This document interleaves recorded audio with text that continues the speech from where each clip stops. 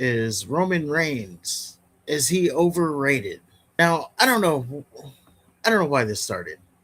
Like Conrad Thompson, he does his 83 weeks podcast with Eric Bischoff, and for some reason he just jumped in because he's not the star of the show. He's just there to ask Eric Bischoff questions. But for some reason he jumped in and just like went on a rant about Roman Reigns, and we have it here, so we'll let him speak his shit, and then we'll come back and talk about it.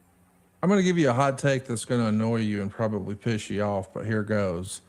I think Roman Reigns is probably the most overrated main eventer in WWE history. Like, I know this isn't a wrestling term, it's a music term, but Roman Reigns is what music would call an industry plant. I don't think if Roman Reigns disappears tomorrow, WWE's fortune changes at all. I think, they pushed him so hard against the grain. Down our throats is the phrase that Triple H would use about why they're not pushing Braun Breaker. Well, they pushed Roman down our throats forever. We had a good storyline with the bloodline, but now that the bloodline is it feels like it's into its black and silver era of the NWO. It's kind of like, it was a fun moment in time, but it's time to move on. I just don't know that there's any really, truly fanatical Roman Reigns fans. Like if they booked Roman the way they do Punk or the way they do Cody or the way they do anyway, I just feel like we've been conditioned to believe he's the top guy, but there's no real reason. I don't know that anybody could say, here's my favorite Roman match or here's my favorite. When people talk about their favorite match ever, how many people list a Roman Reigns match? How many people list their favorite promo ever as a Roman Reigns match? And it's not like he's doing the world PR tour and doing all the heavy lifting like they have a Cody Rhodes or before that, a John Cena doing. He just flies in, takes 12 minutes to get to the ring, wrestles kind of the same match, does it really, really slow, gets his hand raised, and he moves on. He's Goldberg if Goldberg worked more than 10 minutes. What say you? I agree. Okay. Well, how about that? I know that's not what you're expecting because apparently people think that I support everything WWE, which is clearly not the case. But I give an honest opinion and I look at things from a business perspective, which probably puts me on the WWE side of the equation for obvious reasons because they're doing really, really well. But there are things like this that I just shake my head at. It's funny. That was the take there. There was a lot there in that take that can be, I guess, argued. Some of it maybe to be agreed with. But let's start here. Do you agree overall with what he was saying? I agree that he's overrated. Is he the most overrated? No. I'm sure there's others. Maybe Lex Luger.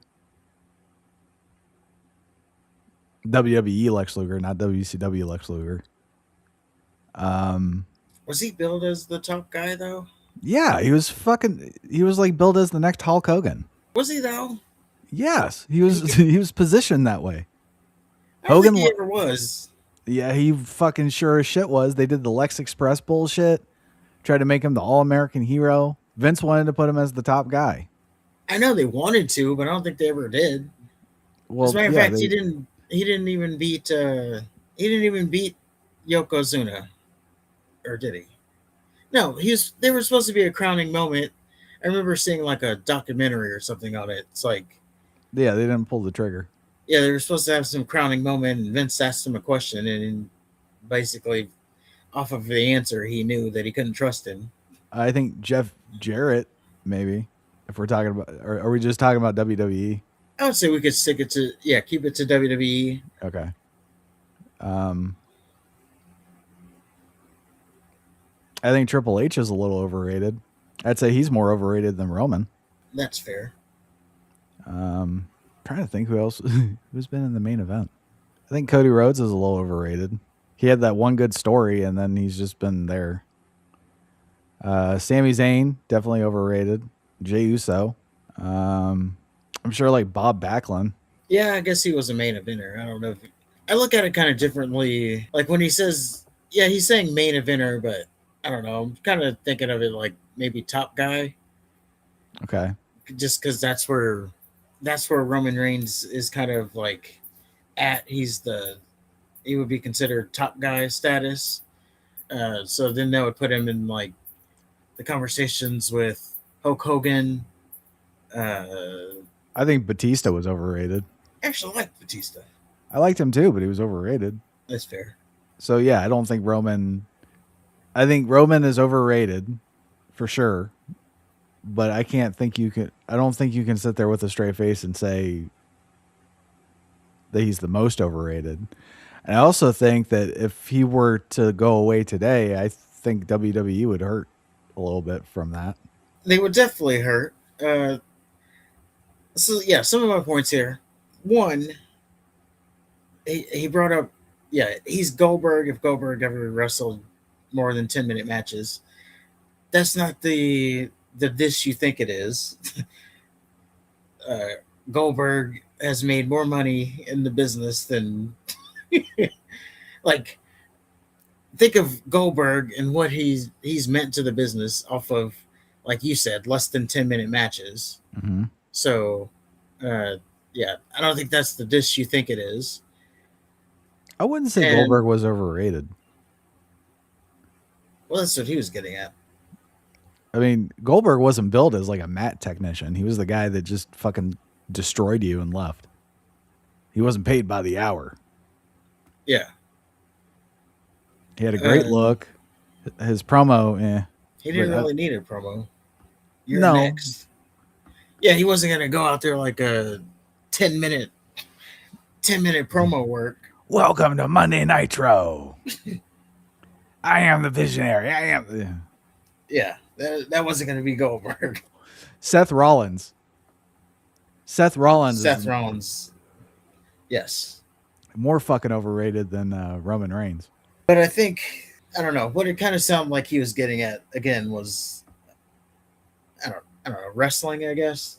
Mm-hmm. But him calling Roman an industry plant, That's true. I mean, is it though?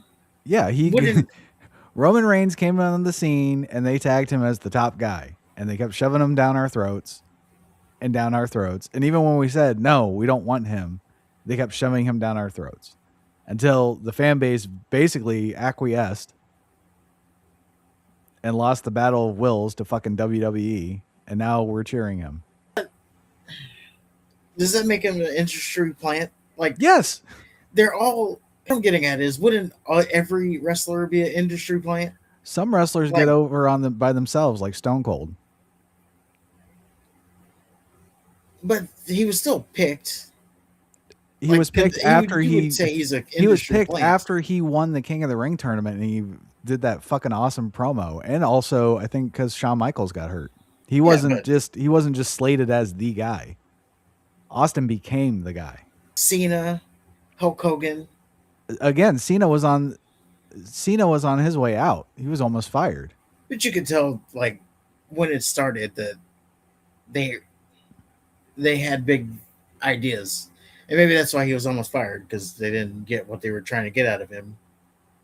He What I'm tells a saying story is- about how he was in OVW and he was about to get fired. Then he started rapping for Stephanie, and that's all it took. Well, what I'm getting at is Vince has always had like that one guy that he's always like that one guy that he's saying this is the poster child of what we do.